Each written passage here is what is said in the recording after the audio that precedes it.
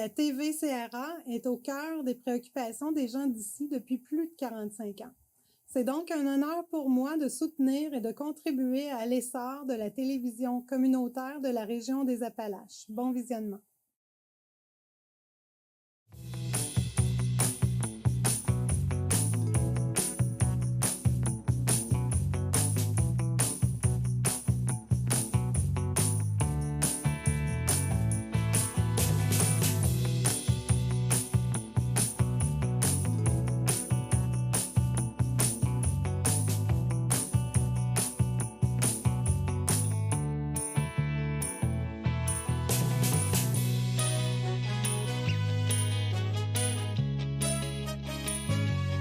Madame, Monsieur, bienvenue à votre émission d'information habituelle, Appalaches en quelques mots. La présidente directrice générale du groupe Castec-Plessitec, Madame Jennifer Poiré, est finaliste pour le prix Femmes d'affaires du Québec 2024.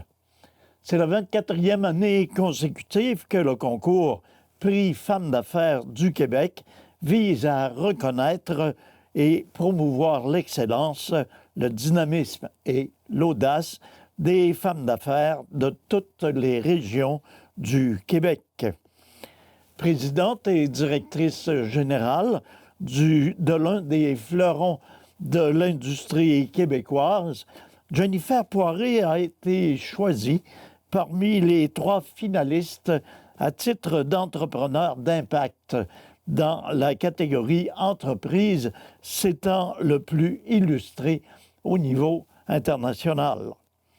Madame Poiré compte plus de 20 ans d'expérience dans le domaine de la métallurgie, de l'usinage et de la fabrication. Elle se démarque particulièrement par ses aptitudes à négocier avec des clients internationaux, ses compétences en développement organisationnel et son sens du leadership. Le groupe Castec-Plessitec est l'un des leaders dans l'industrie minière, des pâtes et papiers, des alumineries et de l'énergie au Québec et à l'échelle internationale. En activité depuis 1931 et présent sur 5 continents, le groupe rassemble 6 entreprises et se caractérise par son organisation intégrée verticalement. L'atelier d'usinage Plessitec de Plessisville et la fonderie métallurgie de Castec à Thetford Mines sont les 2 entreprises phares du groupe. On compte également Métal Coleraine. Jennifer Poiré est née à Thetford Mines, a fait ses études à Black Lake où elle a grandi et elle demeure maintenant à Saint-Ferdinand. Le gala Prix Femmes d'affaires du Québec aura lieu le 14 novembre prochain au Palais des Congrès de Montréal. Au total, on retrouve 45 finalistes dans les diverses catégories du concours. Un nouveau projet de 24 logements sociaux et abordables a été annoncé la semaine dernière à Thetford Mines. Le projet Logea Thetford du groupe Renaissance Développement a été sélectionné dans le cadre du 2e appel de projet du programme d'habitation abordable du Québec de la Société d'habitation du Québec. La contribution du gouvernement du Canada proviendra de l'entente Canada-Québec concernant le fonds pour accélérer la construction de logements, à travers laquelle le Québec a reçu 900 millions de dollars de la part du gouvernement fédéral. Pour sa part, le gouvernement du Québec a investi 900 millions pour la réalisation de projets en habitation lors de la mise à jour économique de novembre 2023. La ville de Thetford Mines est également un partenaire financier dans ce projet. Pour la ministre du Revenu national et députée de Compton-Stanstead, Mme Marie-Claude Bibeau, pour faire face aux défis du logement au pays, une collaboration est tout à fait nécessaire. De son côté, la députée de Lotbinière-Frontenac, Mme Isabelle Lecourt, rappelle l'importance pour les gouvernements de travailler ensemble pour remédier à la pénurie de logements. Les 2 immeubles de 12 logements seront construits à même les terrains de la résidence La Renaissance sur la rue Montfaite à Thetford Mines. Il aurait fallu lire la résidence Le Renaissance. Soucieuse d'offrir le meilleur à ses élèves, la polyvalente de Disraeli vient de se doter d'une nouvelle salle d'entraînement équipée à la fine pointe de la technologie. Dédiée tant à la performance athlétique qu'au conditionnement physique, elle remplace celle désuète qui datait de 2001. Ce projet, en préparation depuis 3 ans, a été rendu possible grâce à une participation financière de nombreux partenaires. D'abord, le Centre de services scolaires des Appalaches a réalisé l'aménagement de la salle au coût de 240 000 $. Concernant l'achat d'équipements, 2 généraux contributeurs se sont impliqués conjointement avec la polyvalente de Disraeli. La Fondation Jeunesse secondaire d'Israéli a fait un don de 70 000 $ et un ancien élève du programme d'athlétisme, M. Charles Turcotte, a donné 5 000 $ pour finaliser le projet.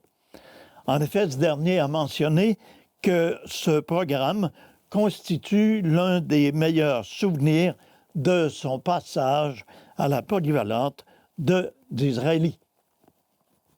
Enfin, la salle sera dotée d'un système de climatisation, également gracieuseté d'un ancien du programme d'athlétisme, M.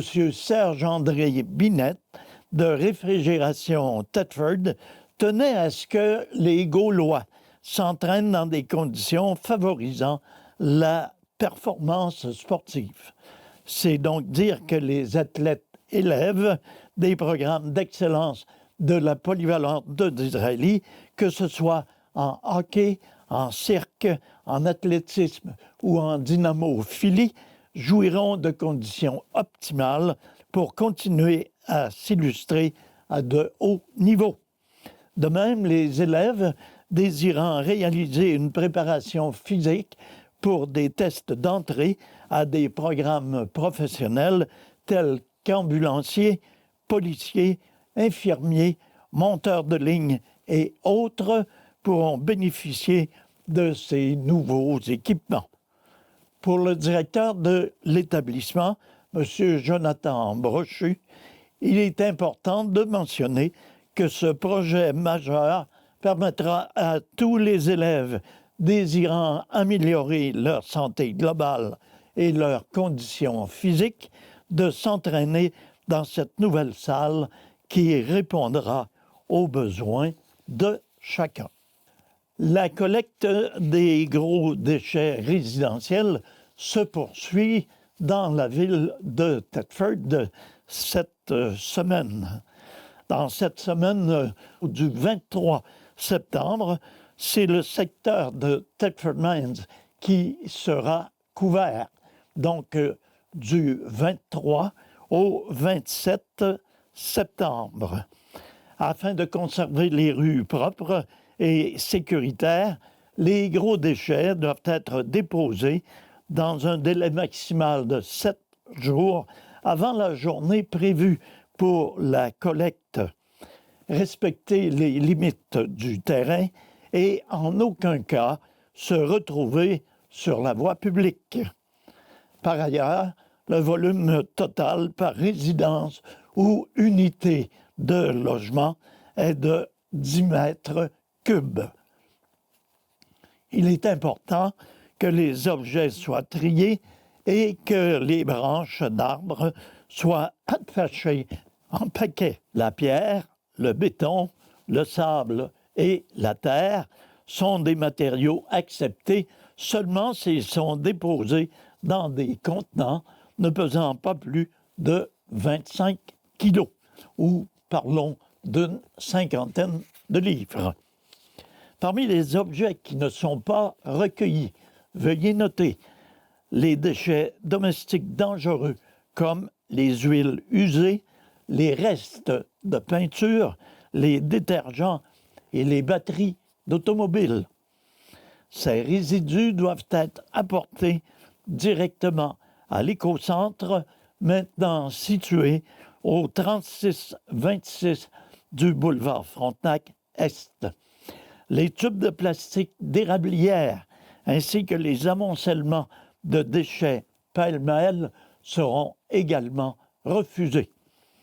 À noter que les propriétaires d'érablières qui désirent se départir de leurs tubes de plastique peuvent communiquer avec la régie intermunicipale de la région de Thetford au 88 338 57 11. Une date à ne pas oublier, une date à retenir, les Journées de la culture 2024, dimanche le 29 septembre prochain. Effectivement, dans le cadre du mouvement provincial Les Journées de la culture, la ville de Thetford Mines est fière de proposer une programmation artistique diversifiée et totalement gratuite en collaboration avec Diffusion Tram. C'est sur le site de la Maison de la Culture de 13h à 17h que toute la population est attendue dimanche prochain pour découvrir la culture sous toutes ses formes. Tant les amateurs de musique, de cinéma, de danse, de peinture, de sculpture, de photographie, de poésie et d'autres activités culturelles trouveront leur compte alors qu'ils auront la chance d'assister à plusieurs spectacles, mais également à prendre part à des ateliers. Les activités se dérouleront sur la rue La Fabrique, face à la Maison de la Culture, rue La Fabrique qui sera piétonnière pour cette occasion. Les prestations se tiendront sur une scène extérieure, alors que les ateliers de création et les activités d'initiation à différentes formes d'art seront offerts à différentes stations sur le site. En cas de pluie, veuillez noter que les activités seront déplacées à l'intérieur de la Maison de la Culture. Le maire de la ville de Thetford, M. Marc-Alexandre Brousseau, a lancé l'invitation suivante à profiter gratuitement de cette belle activité concoctée par l'équipe des loisirs et de la culture. M. Brousseau a déclaré qu'il s'agit d'une merveilleuse occasion pour découvrir des talents locaux et encourager plusieurs artistes qui seront présents pour partager leur passion. Tous les détails de cette programmation sont disponibles à l'adresse villethetford.ca ou pour plus d'informations, les citoyens sont invités à contacter le service des loisirs et de la culture au 88 335 2981 au poste 305. Le service de la culture tient à remercier Diffusion Tram, l'Office national du film, ainsi que le Vitrail. Lors de cette même fin de semaine, les 28 et 29 novembre, de même que les 5 et 6 octobre, les 12, 13 et 14 octobre, aura lieu l'événement Adstock en couleur. Ce sera également un rendez-vous dont nous vous parlerons davantage la semaine prochaine. Également, Il ne faut pas oublier, pour les amateurs de lecture, la tenue au Cégep de Thetford, la vente de livres usagés du comité d'entraide du Cégep de Thetford qui revient pour son édition automnale.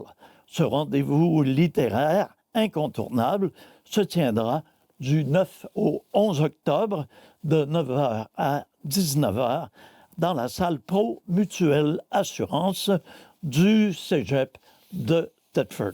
Nous reparlerons également de cette activité lors d'un bulletin subséquent, tout comme le fait que le député québécois le plus actif à la Chambre des communes est le député de notre circonscription, M. Luc Berthold. Alors, pour terminer notre émission d'information, nous vous invitons à prendre connaissance du reportage suivant. Alors, lors du lancement de l'entreprise David Le Lunetier, TVCRA était sur place et il vous a concocté le reportage en question.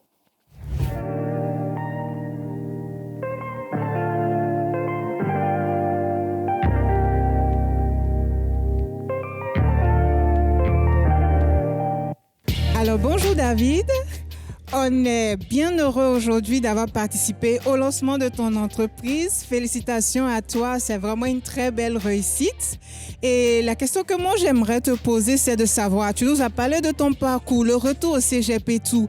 Moi je voulais bien savoir, mais d'où est-ce qu'est venue cette idée de faire une optométrie qui soit mobile? Bien, en fait, mon service d'optique mobile vient du besoin dans lequel j'ai été témoin ça fait plus de 15 ans que je travaille dans le domaine de l'optique. Donc, j'ai ajusté des centenaires, j'ai ajusté des gens avec des handicaps physiques lourds, avec des déficiences intellectuelles lourdes, des gens qui étaient vraiment avec un besoin particulier, mais dans un cadre où j'avais pas les outils, puis j'avais pas l'environnement pour bien les servir. De se ramener au niveau de la personne qui a besoin du soin, qu'elle soit âgée ou jeune ou handicapée ou un déficit, ou même quelqu'un qui est en pleine santé mais qui est très, très, très pressé, puis tout ça, bien, il faut savoir s'adapter à la personne pour bien la soigner. Donc, que ce soit un ajustement de plaquettes ou simplement un conseil ou un bon nettoyage de lunettes, c'est en voyant tous ces besoins-là de me dire, mais pourquoi les faire déplacer, faire 40 minutes de route pour une vis? Moi, je vais y aller, puis je vais la faire la vis. En plus, je vais pouvoir prendre des nouvelles de cette personne-là, puis prendre le temps que moi, je veux prendre pour ça. Donc, le monde de la lunetterie, c'est quand même un commerce de détail. Donc, c'est moins axé sur la prise de temps et l'empathie. Il y a énormément d'opticiens et d'opticiennes compétentes partout au Québec, mais moi, j'avais besoin de le personnaliser à ma manière. Donc, on va dire que c'est un peu une entreprise qui se base sur le rapport humain. Déjà, de pouvoir répondre aux besoins de tout type de personnes. Moi, ce que je voudrais savoir aussi, c'est quel est le plus, quelle est la différence? En dehors du fait que vous allez vous déplacer pour aller vers les personnes, c'est quoi le plus? Est-ce que c'est juste des services de base que dans n'importe quelle optométrie? Mais quel sera le plus? Quelle sera votre différence à vous? Moi, j'ai la fierté de dire que je suis allé chercher des toutes petites niches. Plusieurs petites niches, les rassembler dans mes valises d'opticien mobile, puis de pouvoir le présenter. Tout à l'heure, je faisais la présentation. J'ai une loupe qui est conçue pour les gens qui font du tricot, qu'ils soient jeunes ou plus vieux, mais pour vraiment faire du travail de précision avec les deux mains libres. Donc, un gars ou une fille qui va à la pêche puis qui fabrique ses mouches pour aller à la pêche puis qui a besoin de ses deux mains, en plus d'une loupe, bien moi, je l'ai. Une lampe qui va être conçue pour faciliter les gens qui ont des difficultés avec la basse vision. Les gens qui vivent avec des maladies de la rétine, donc qui ne perçoivent pas les couleurs de la même façon. Si on leur trouve la bonne teinte, on peut les aider. Donc moi, c'est d'avoir la trousse outils la plus grande possible pour chaque petit besoin individuel. Fait que c'est ça qui va différencier ça. Puis je vais toujours être là. En tout cas, on vous dit bravo. Et pour terminer, vous avez parlé tantôt d'une tournée. Ça, c'est un projet d'envergure. Est-ce que vous pouvez nous dire juste quelques petits mots là-dessus? En fait, mon objectif, c'est comme je vais desservir la MRC des Appalaches, mon objectif, c'est d'aller dans les 19 municipalités de la MRC. En plus de ça, je rajoute Vimy Ridge, donc qui est fusionné avec Coleraine. Donc, je vais faire 20 endroits en dedans de 2 semaines environ. Donc, CHSLD, station d'essence, le perron de Miguel Lafontaine, la microbrasserie à Saint-Jacques-de-Leeds. Donc là, je suis à établir tout ça, mettre ça en place, mais pour aller vers les gens.